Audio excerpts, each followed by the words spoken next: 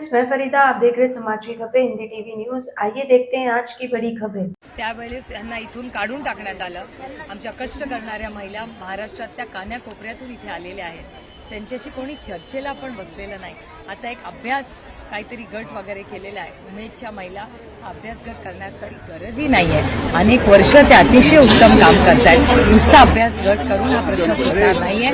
तातडीने त्यांना त्यांच्या मागण्या पूर्ण झाल्या पाहिजेत अशी आमची आग्रहाची भूमिका आहे। काही आंदोलकांची संख्या काही कमी नाहीये। निवडणुका तोंडावर आल्या आहेत। आज शेवटची कॅबिनेट झाली, मॅरेथॉन निर्णय झाले। मुंबई एंट्री पॉईंटवरती टोल माफी देण्यात आली आहे। आधीच लाडकी बहीण योजनेनं सरकारी तिजोरी थैथयाटे अशी परिस्थिती होती, त्यात आता ही टोल माफी।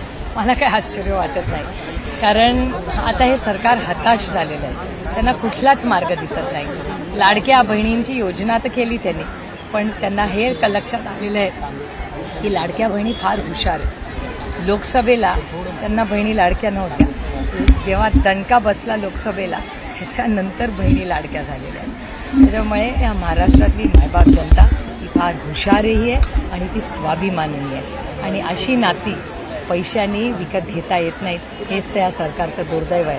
त्यांना असं वाटतं की 50 खोके एकदम ओके, ते अशी जी भावना त्यांची आहे, त्याच्यामुळे लोक पैशांनी विकत घेतली जातात।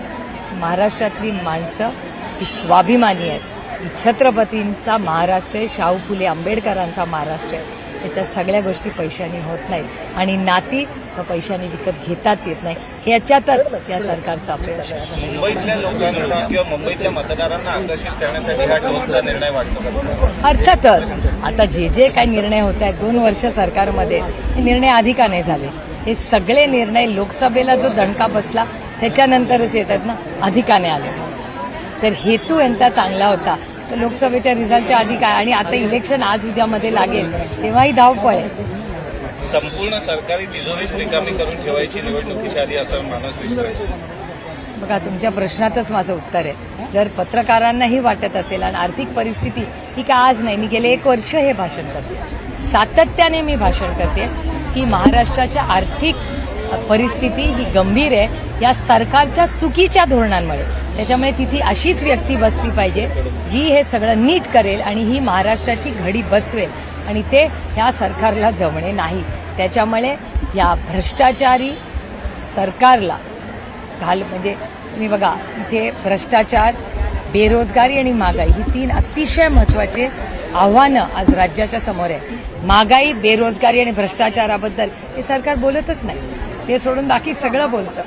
दुर्दैव आहे की महाराष्ट्राची गेले 2-2.5 वर्ष ही फक्त पक्ष फोडा, घरं फोडा, पक्ष न्या, चिन्ह न्या ह्याच्यातच गेली। ह्याच्यात महाराष्ट्राचं खूप नुकसान झालं। ताई, आपसे हिंदी में जानना चाहेंगे, आज कैबिनेट की बैठक में निर्णय लिया है मुंबई में अब कोई एंट्री पॉइंट पे लाइट मोटर व्हीकल्स को टोल नहीं लगाया जाएगा। ठीक है, अभी इलेक्शन अनाउंस होने वाला है, पता नहीं और क्या क्या करेंगे तब तक। मुख्यमंत्री कहते हैं कि जैसे हमने लाडली बहना योजना लाई, लाडला किसान भी लाया, लाडला प्रवासी हमने लाया हुआ है और टोल माफी की है। विपक्ष अगर कह रहा है कि चुनावी जुमला है तो चुनावी जुमला नहीं, आगे भी चालू रहेगा टोल। दुख की ये बात है कि हर चीज पैसे में तोलते हैं। इनको पता ही नहीं कि रिश्ते पैसे से नहीं बनते, ईमानदारी और मन से बनते हैं। दूसरा ये कि आज मुख्यमंत्री कह रहे हैं कि लगातार विपक्ष जो आवाज उठा रहा है कि कानून व्यवस्था जो है वो बिगड़ी हुई है, चरमराई हुई है महाराष्ट्र की, लेकिन ठीक उनके समय में भी जो आप गृहमंत्री की हमेशा स्थिति की मांग करते हैं, कहते हैं कि अनिल देशमुख तो जेल में गए हुए थे, ये कैसे मांग कर सकते हैं कि स्थिति? जिस सरकार में, मुझे याद है माननीय मुख्यमंत्री जी भी उसी सरकार में थे, एक। और दूसरी बात, अनिल देशमुख जी को जिस गलत तरीके से, वो ऑपोजिशन में है, वो वॉशिंग मशीन में जाने के लिए तैयार नहीं थे, नहीं तो केस होता ही नहीं। और किसी ने अगर देखा होगा FIR देखिए, आरोप क्या हुआ और अभी क्या उनपे केस है, कोई बताए मुझे। और मैं किसी के भी साथ जो आज सत्ता में है उनके साथ बैठने के लिए चर्चा वार्ता आपके चैनल पे बुलाइए, मैं आ जाऊंगी। आप पूछिए कि आज जो आरोप, अगर आप ऑपोजिशन में रहे तो आइस, इनकम टैक्स, CBI और ED, और अगर उनके साथ चले जाए तो वॉशिंग मशीन। ये तो डेटा बोलता है ना, और ये सिर्फ महाराष्ट्र में नहीं है, ये मॉडल कश्मीर टू कन्याकुमारी सब जगह है। हम देख रहे हैं कि लगातार कैबिनेट में एक के बाद एक फैसले, एक दिन में 19-19, 20-20, 25-25 फैसले हो जा रहे हैं, जो अब तक नहीं लिए फैसले, ये पेंडिंग के सिर्फ इलेक्शन को ध्यान में रखते हुए रखे गए थे। देखो, आपके सवाल में ही मेरा जवाब है ना, इट इज ऑब्वियस। अगर ये इतनी बुरी तरह लोकसभा का रिजल्ट नहीं आता और जिस तरह से उनको दिख रहा है अभी लोक विधानसभा में क्या होगा, इसीलिए तो सरकार मेहरबान है।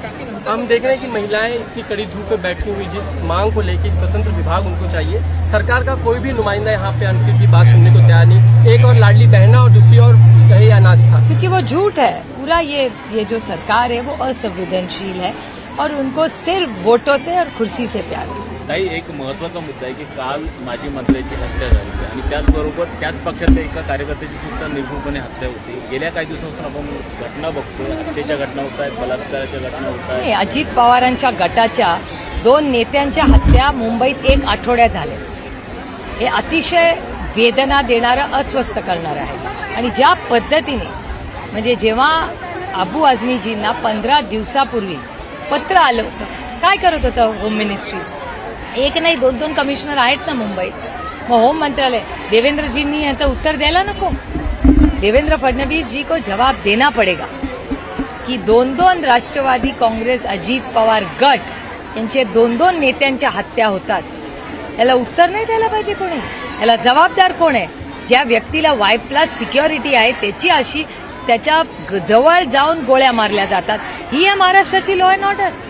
अरे नैतिकता असती ना थोडी तरी त्यांनी स्वतःनी जबाबदारी घेऊन त्यांनी राजीनामा द्यायला पाहिजे होता। जाऊन दुःख बघा त्या दोन्ही कुटुंबांचं। इतकं असंवेदनशील सरकार आहे ना, ते किती खून झाले आणि काही झालं, बलात्कार झाले। बापदेव घाटाची केस बघा, बापदेव घाटामध्ये काय झालंय? काहीच नाही अजून। कोणी केलं, काय केलं, काही अहो त्या वर्दीचा धाकच नाही राहिला, कारण का सगळ्यांना वाटतं ही वर्दी कॉम्प्रोमाइज होऊ शकते आणि याला जबाबदार गृह मंत्रालय आहे। रक्ताची तपासणी बदलू शकते, पोर्सच्या गाडीत तुम्ही असला तर तुम्हाला खून केला तरी माफी होऊ शकते।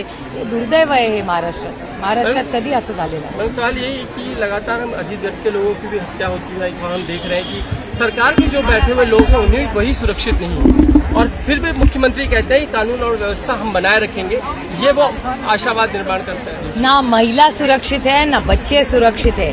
हिट एंड रन की केसेस बढ़ रही है, महिलाओं के खिलाफ बलात्कार बढ़ रहे हैं और नेताओं के तो खून हो रहे हैं।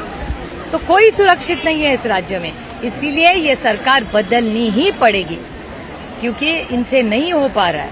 लॉ एंड ऑर्डर का जो सिचुएशन है, अजीत पवार जी के गट के 2-2 नेताओं की हत्या हुई एक हफ्ते में, 2-2 नेताओं की, इसका जवाब देना पड़ेगा। दूसरा कोई नहीं मांगे तो दोनों फैमिलीज के मैं लड़ूंगी, क्योंकि उस घर की महिलाओं के जो आंसू है वो मैंने देखे, क्या दुख से वो दोनों फैमिलीज जा रही है, मैंने खुद देखे। मुख्यमंत्री दावा करते हैं कि बाबा सिद्दीकी जो दोषी होंगे उनको तो हम फांसी पे लटकाएंगे। अरे फांसी देंगे, लेकिन उनको वापस लाओगे आप? ला पाओगे? फांसी तो दे देंगे तीनों को पकड़ पे, लेकिन उसके पीछे किसका बड़ा षड्यंत्र है? इसका जवाब मास्टरमाइंड तो पकड़ना चाहिए। और अगर 2 हफ्ते पहले आपको पता था कि उनको ऐसी सिक्योरिटी बड़े थ्रेट है, तो उसको सिक्योरिटी बढ़ाई क्यों नहीं गई उनकी? सोचना चाहिए था सरकार की, इनकी मूवमेंट में ध्यान रखना था। ऐसा इतना कैजुअलनेस इस सरकार का है, कितने बड़े नेता का खून भी होता है, फिर भी आप कैजुअली लेंगे और उसको जस्टिफाई करेंगे। Shame on such a government.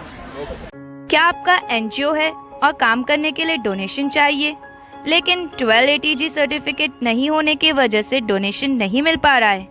तो आप RTI SK एजेंसी से संपर्क करें। RTI SK एजेंसी से संपर्क करके 1280G सर्टिफिकेट बनवा सकते हैं। उठाए फोन और लगाएं कॉल 9769025411।